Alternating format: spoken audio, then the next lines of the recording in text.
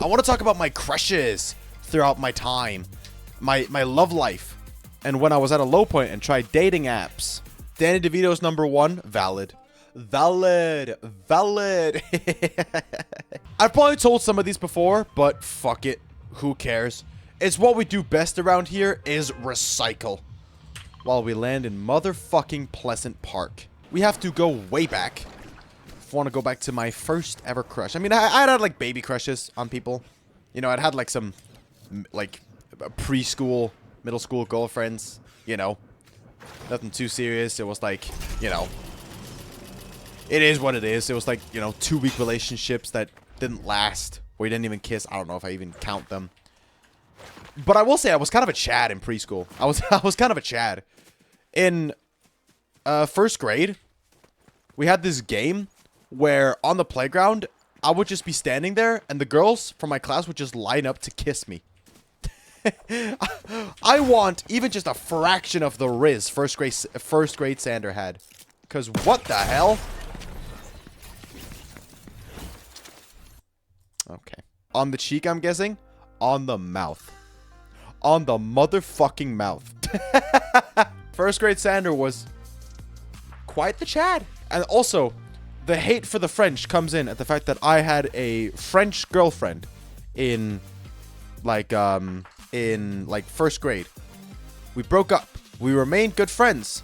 But then after middle school, she went to go to boarding school, and after she came back, I tried to hit her up again because she was a good friend. And then she ghosted me. She completely stopped responding to me.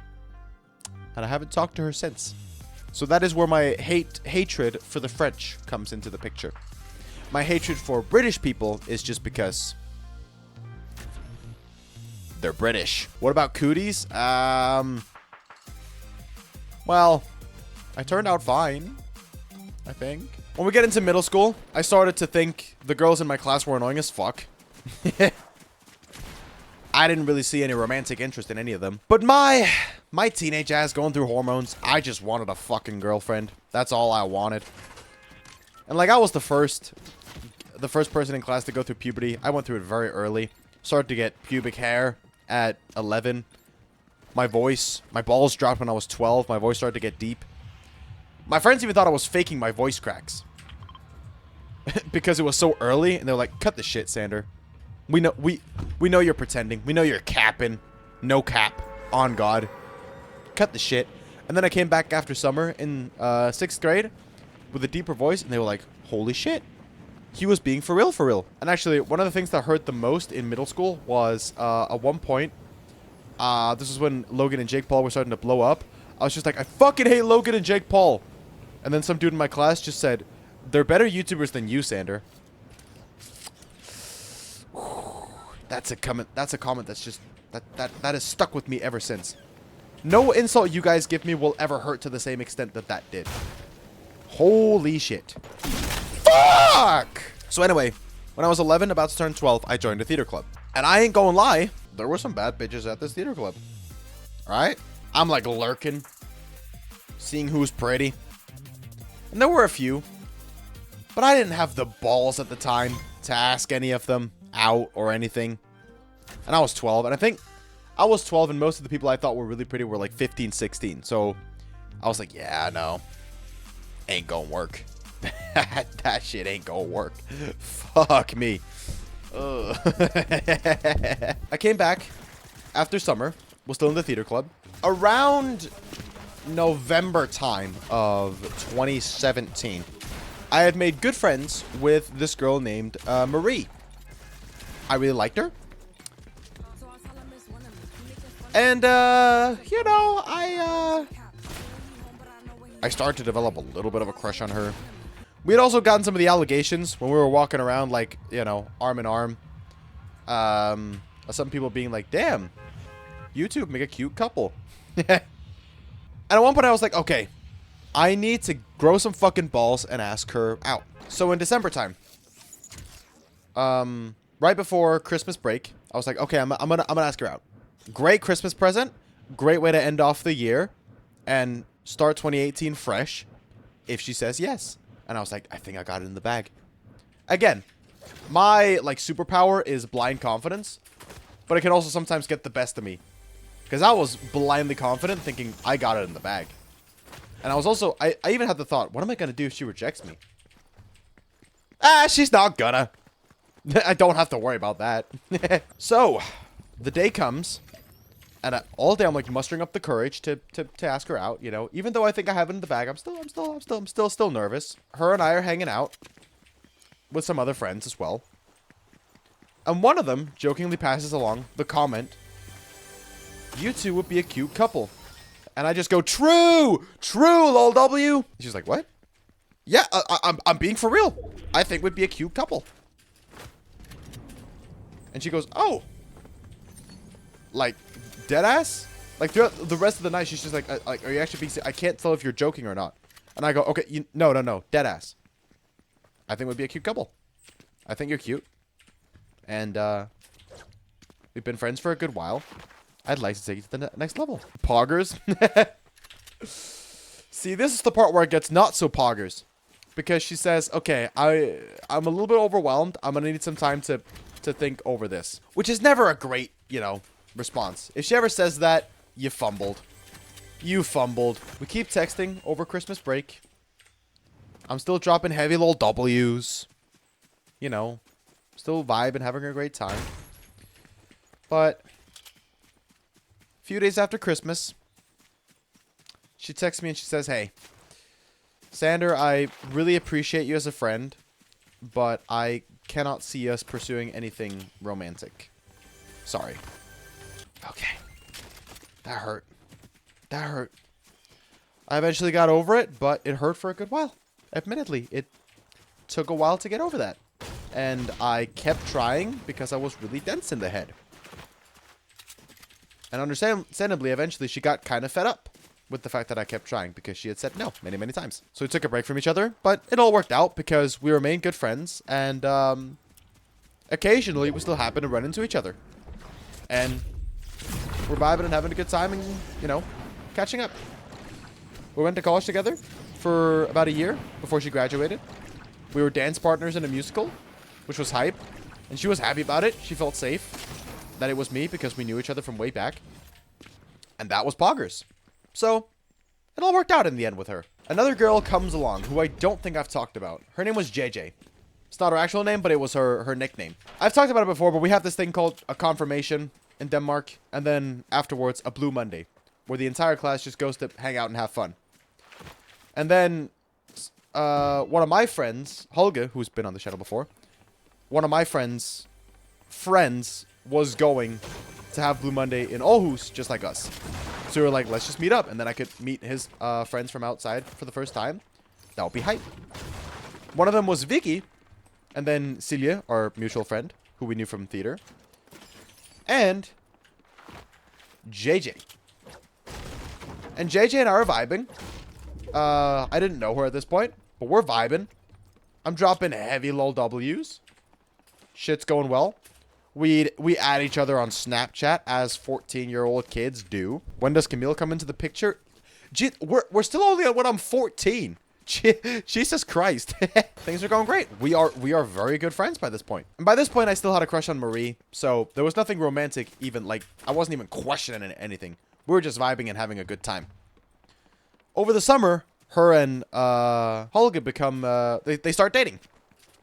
And I'm like, fuck yeah, that's awesome for them. Finally, my best friend from school has a girlfriend, and I know her. She's very sweet, and it's fucking awesome.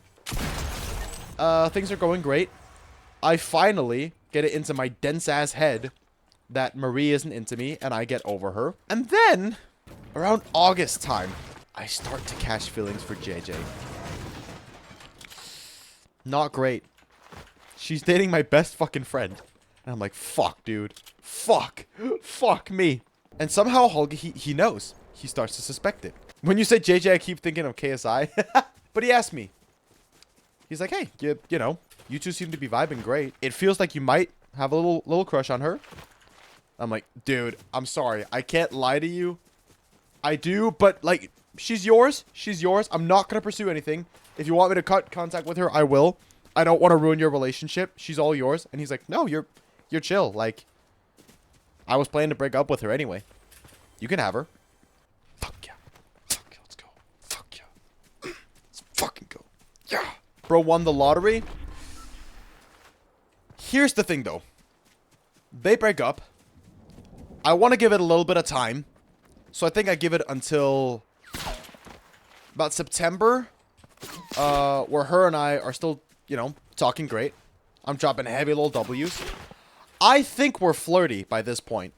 But thinking back, it's probably because guys are notoriously horrible at noticing when women flirt with them.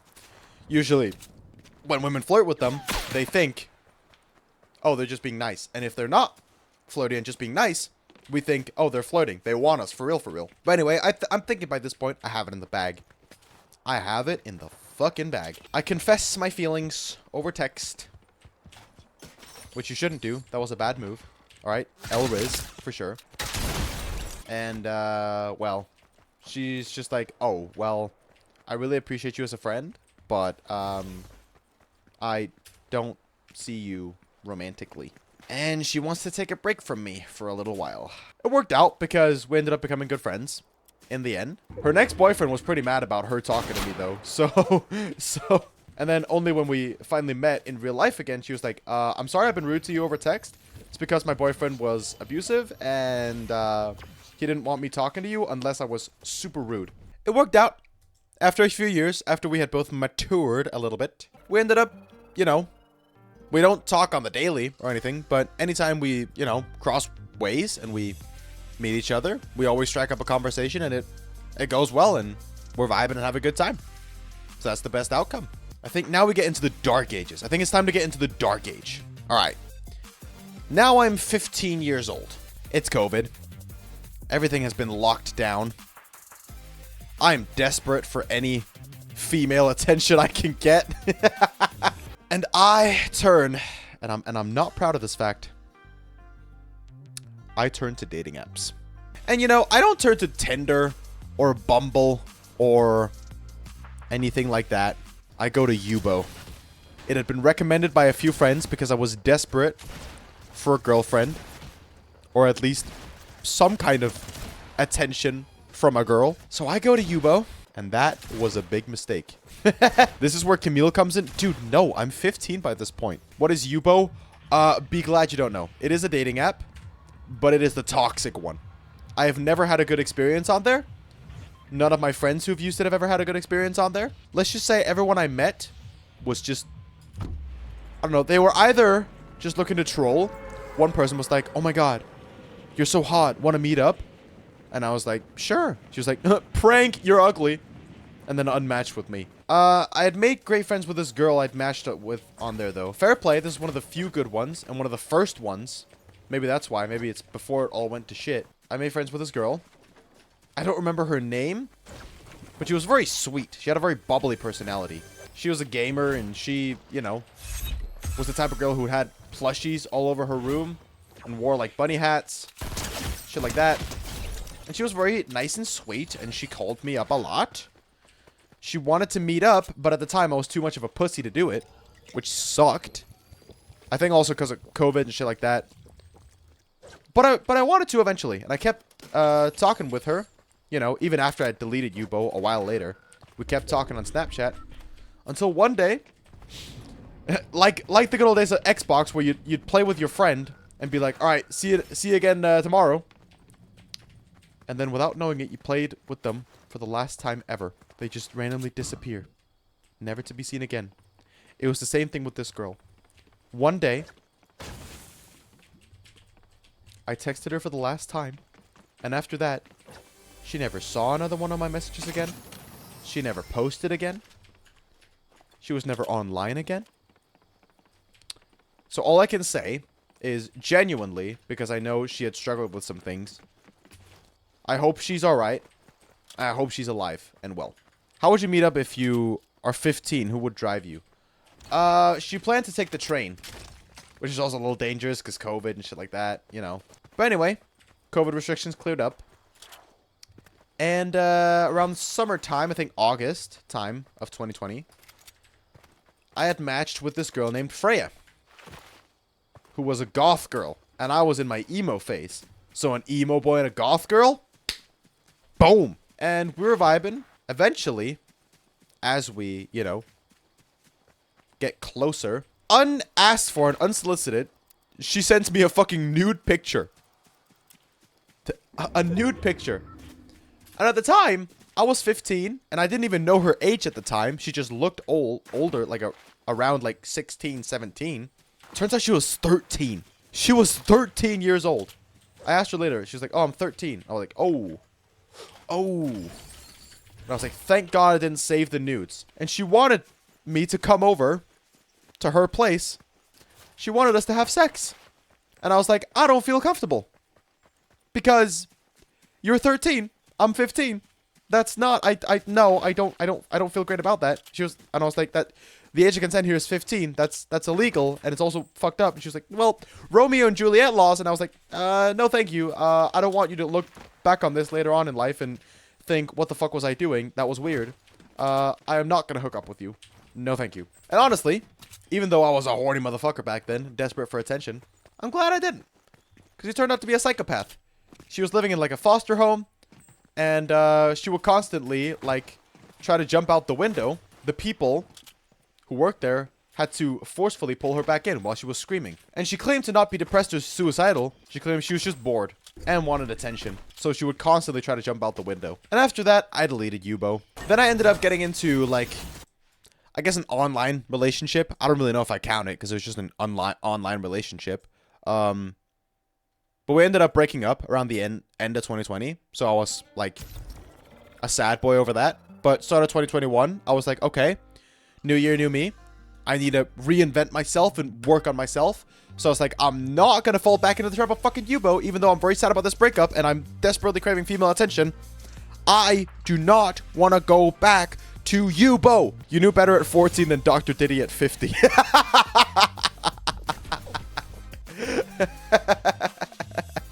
After grinding for a bit, I'm single for a while. And honestly okay with that.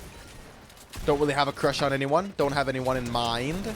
I don't fall back into the trap of Yubo, thankfully. I was like, I am done with that shit. I probably told this one before as well, so I'm going to make it brief. But I started to get feelings for this girl in high school. And I wanted to make sure before high school ended and we went our separate ways, I wanted to make sure I had confessed my feelings for her so I didn't regret it. So at one point over text, we're talking and she's like, Sandra, your mother's always so sweet. I love her so much. And I was like, well, why doesn't she just become your mother-in-law then? I thought I had W Riz, but her comeback destroyed me because of how good it was. She was like, sorry, Xander, but your sister already has a boyfriend.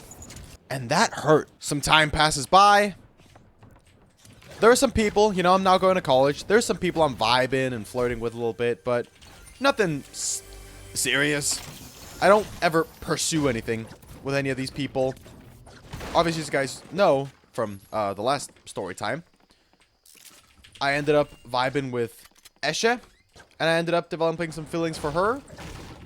Thankfully, we're still great friends to this day, and I've also told her about this. But, you know, Reiner had my friend from middle school, who I then went to college with before he got kicked out. Also, last story time. You know, he had told me he would wingman me, help her get Esche. He was like, I think she likes you too. I've seen the way you two interact. Let me help you. He doesn't do that. And while he said that, he was fucking her behind my back. While he was also fucking another girl. So he, you know, he cheated. Basically. But, you know, if you're watching this in the YouTube video, last story time for that one, because that's a crazy one. But anyway, Esche and I are still great friends, but I realized after a while, thankfully even before the incident with Reiner, because if I found out while I was still in love with her, I would have been even more fucking broken. But I ended up losing feelings for her just because I realized, like, you know, we have more of like a homie vibe, more of like a, you know, sibling vibe. You know what I mean? Marriage partner? Okay, chill. Chill, bro. Chill. I haven't even gone through step 1 of marriage, which is like, get a girlfriend. Sabrina Carpenter, everybody. And that's how we're ending this story time. your voice.